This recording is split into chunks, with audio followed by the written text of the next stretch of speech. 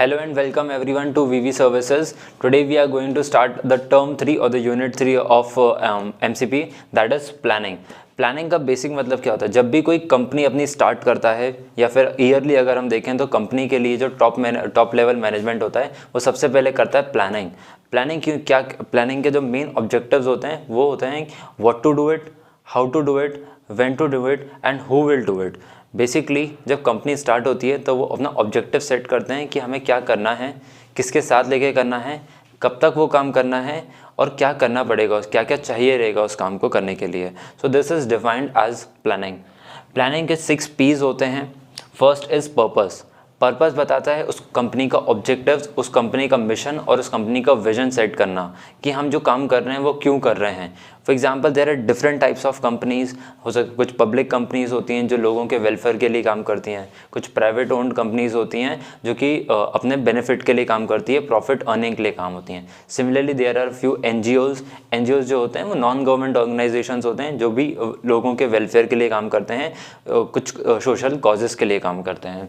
Next is philosophy. Philosophy basically उस पूरे objective के पीछे आपका क्या ग्राउंड वर्क किया हुआ है, वो ग्राउंड वर्क बताता है आपकी फिलॉसफी में।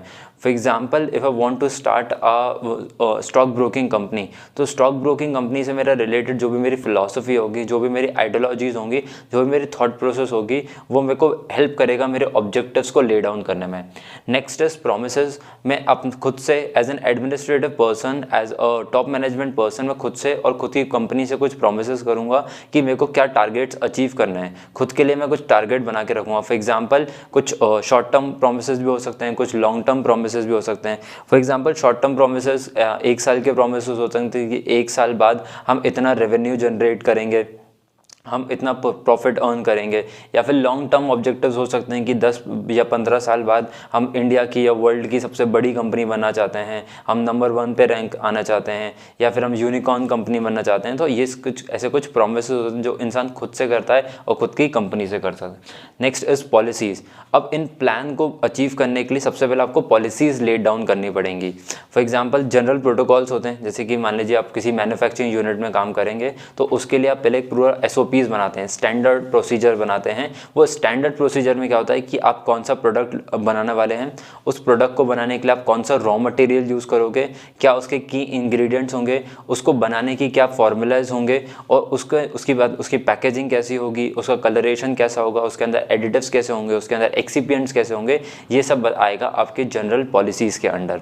फिर उसके अंदर आगे जाके आपके लीगल फॉर्म्स को भी ऐड किया जाएगा कि आपके जो भी आपके एम्प्लॉयज़ हैं उनके लिए आपके क्या फोरम्स हैं, जो आपके स्टेक होल्डर्स हैं उनके लिए आपके क्या लीगल फॉर्म्स हैं। Next is plans. अब एक ऑब्जेक्टिव को ले डाउन करने के लिए आपके बहुत सारे छोटे छोटे प्लान्स होते हैं। आप क्योंकि एक साथ अगर मान लीजिए आपने लॉन्ग टर्म गोल बना के रखा है कि हमें 10 साल में यूनिकॉर्न कंपनी बनना है, तो उसके लिए आप डायरेक्टली ये नहीं सोचोगे कि मैं 10 साल बाद उसको एनालाइज करूँगा।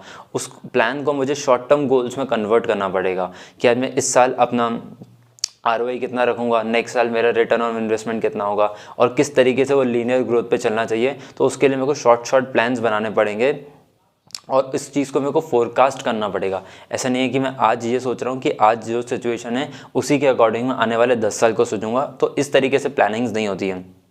प्लानिंग होती है फोरकास्ट करते हुए।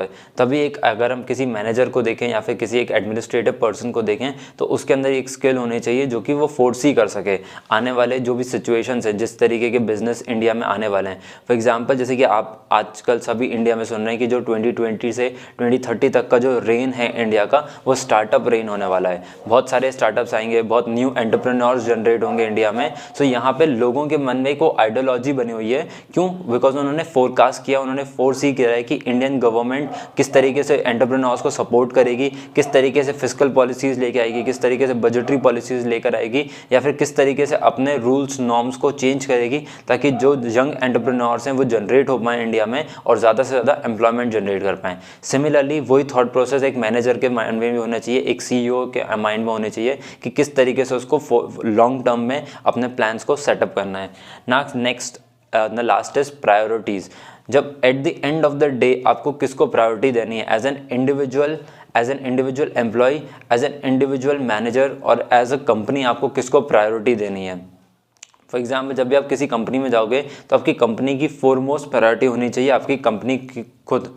आप एज एन इंडिविजुअल एम्प्लॉय को आप प्रायोरिटी नहीं दे सकते हो। द रीज़न बिहाइंड कि जब पूरी कंपनी ग्रो करती है तो उसके साथ साथ उसके सारे स्टेक होल्डर्स, उसकी कंपनी, उसकी कंट्री के इंडिविजुअल्स भी ग्रो करते हैं। बट जब आप खुद के बारे में सोचोगे, जब आप एक इंडिविजुअल के बारे में सोचोगे तो सिर्फ वहाँ पे एक पर्सन ग्रो कर सकता है, पूरी कंपनी एक साथ नहीं ग्रो कर सकती है।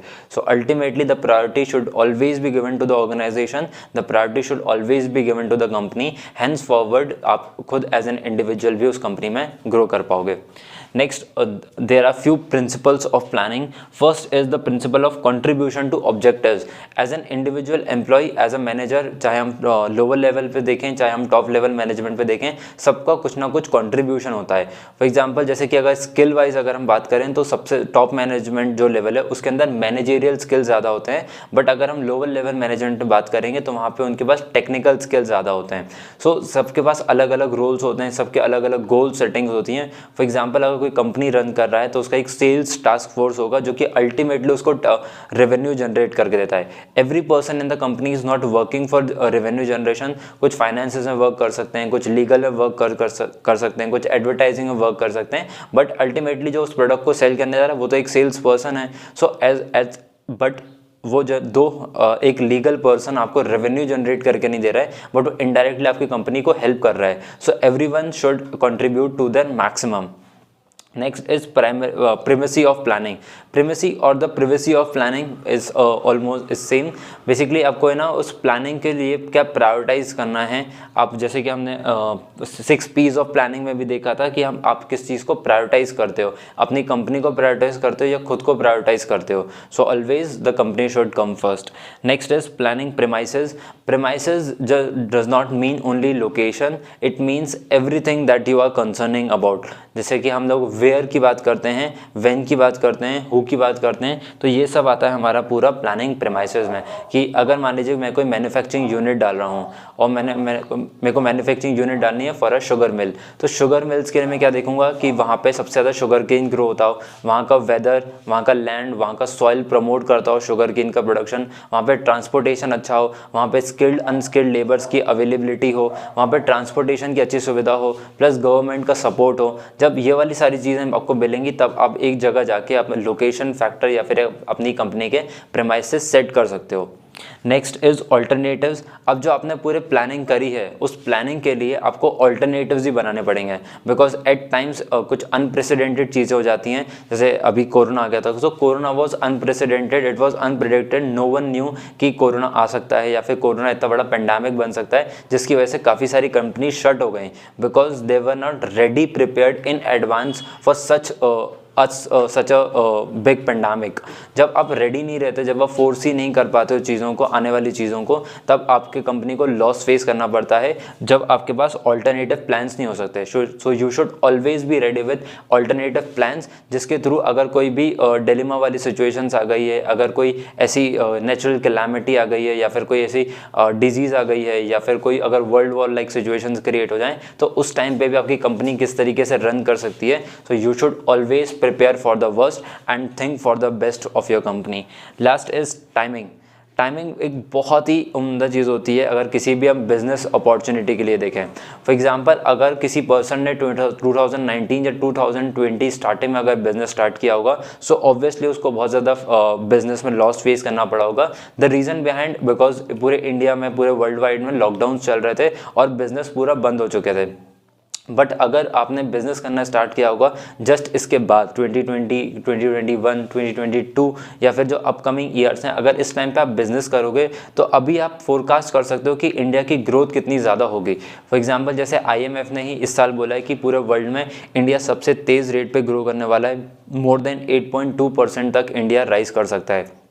सो जब इंडिया की GDP बढ़ेगी, जब इंडिया की इकोनॉमी बिल्डअप होगी, सो ऑब्वियसली इंडिया के बिजनेसेस भी बढ़ेंगे। तब ऐसे टाइम पीरियड में ऐसे बिजनेसेस को लाना चाहिए जो कि मोर टेक सेवी हों, जो कि मोर AI बेस्ड हों, जो कि मोर एनर्जी सेविंग पर फोकस करते हों। सो इस तरीके का एक रेन आने वाला है अगले कुछ सालों में, और जो ये टाइम को फिट कर पाएंगे उन्हीं को बोलेंगे best planner. Next is planning को किस तरीके से प्रोसेस किया जाता है।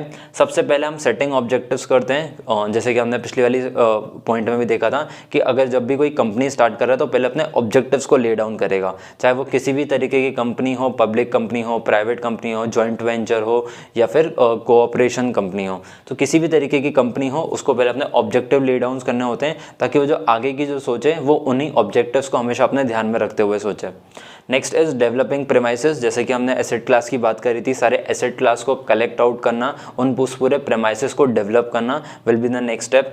थर्ड इज आइडेंटिफाइंग ऑल्टरनेटिव्स, जो अभी हमने बात करी कि हमने एक मेन प्रेमाइसेस बना के रखे थे, मेन प्रोटोकॉल बना के रखा था, बट हो सकता है उस प्रोटोकॉल में कुछ चेंजेस करने पड़े due to different situation, due to different scenarios, या फिर जो कुछ भी अनप्रेसिडेंटेड हो सकता है उसके लिए आप रेडी रहते हो और उसके लिए आप कुछ ऑल्टरनेटिव्स बनाते हो, या फिर आपका जो मेन प्लानिंग है उसके लिए आप बहुत सारे ऑल्टरनेटिव सोच के रखते हो कि अगर जो भी सिचुएशनल बेस्ड हमारे लिए बेस्ट होगा हम उसको चूज़ करेंगे।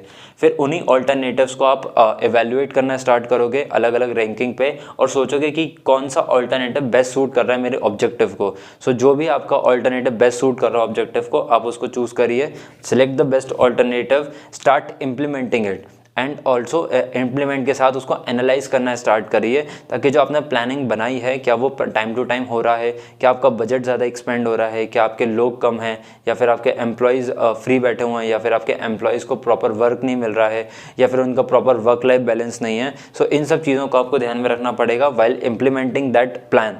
And lastly a follow up plan should always be there, because in any situation अगर आपकी कंपनी लॉस मेकिंग जा रही है या फिर आपका प्लान वर्कआउट नहीं कर रहा तो आपके पास you should always be ready with a follow up plan and you should always start triggering आप जैसे ही आपकी कंपनी का जो प्लान है वो फॉल्स प्रूव होने लगे।